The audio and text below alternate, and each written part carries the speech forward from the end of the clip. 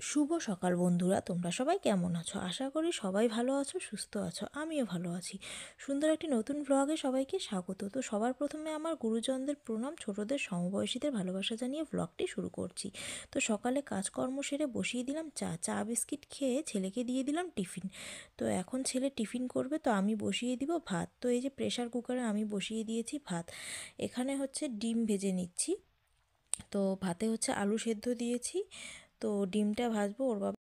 ওর বাবা ডিম খায় না, তাই শুটকি ভেজেছি। তো আলু সেদ্ধ, ধনেপাতার চাটনি, ডিম দিয়ে সকালে আমরা খেয়ে নিলাম।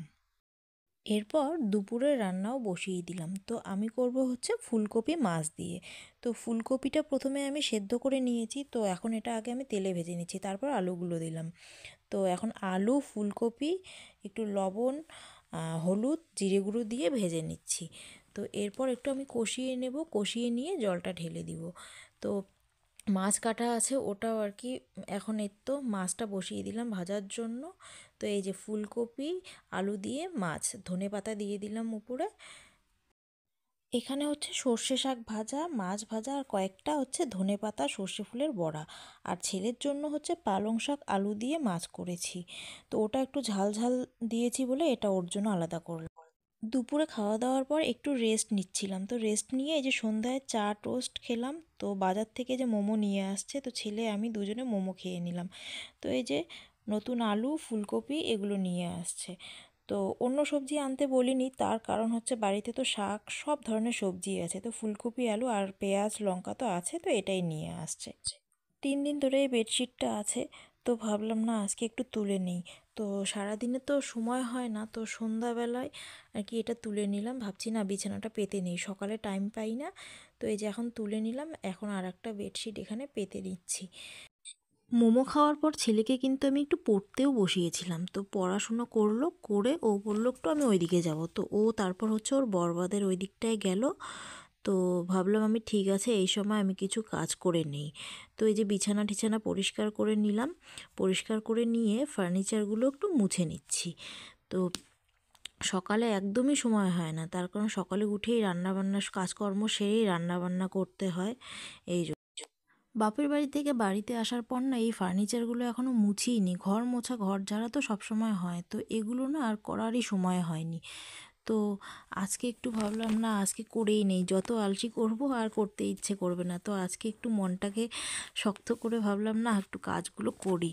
তো করা হচ্ছে না বলে অনেক দিন তো ওখানে থেকে আসলাম না। তো আজকের থেকে একটু স্টার্ট করলাম যে তো 3-4 দিন পর পর আবার করব, আগের মতন যেভাবে করতাম আর কি শুরু করে দিলাম। তো এই যে ড্রেসিং টেবিলটা, এগুলোতে না অনেক ধুলো জমে গেছে। অনেক দিন তো 13-14 দিন ওখানে ছিলাম। তো এতদিন তো এগুলো পরিষ্কার করাই হয়নি, তো আজকে পরিষ্কার করছি। বেশ ধুলোই জমে গেছে। সংসারটাকে ভালোবাসি বলেই সুন্দর করে ফার্নিচারগুলো পরিষ্কার রাখার চেষ্টা করি সব সময়।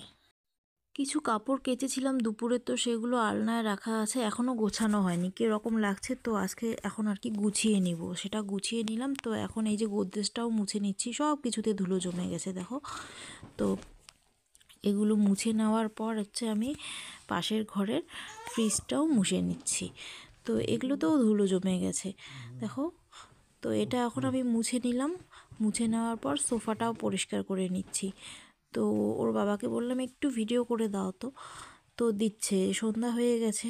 এগুলো দিনে করা উচিত যদিও, তো আমি সময় পাই না বলেই এখন করছি। তো এই যে তাড়াহুড়ো করে ফটাফট করছি, আবার রাতের রান্না বসাতে হবে। তো কাপড়গুলো গোছানোর পর এই যে আলনাটা এখন ঠিকঠাক লাগছে, না হলে কাপড়গুলো এলোমেলো হয়েছিল।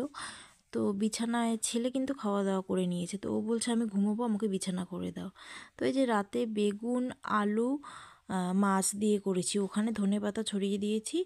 আর এটা হচ্ছে সর্ষে ফুল, আর হচ্ছে ধনেপাতা, পেঁয়াজ, লঙ্কা কেটে আর কি চালের গুঁড়ো দিয়ে বড়া করছি। তো রাতে এটা দিয়েই আমরা ডিনার করব। তো আমার এই সিম্পল লাইফস্টাইল যদি তোমাদের ভালো লেগে থাকে, লাইক কমেন্ট করে দিও। আজকে এখানেই রাখছি। শুভরাত্রি।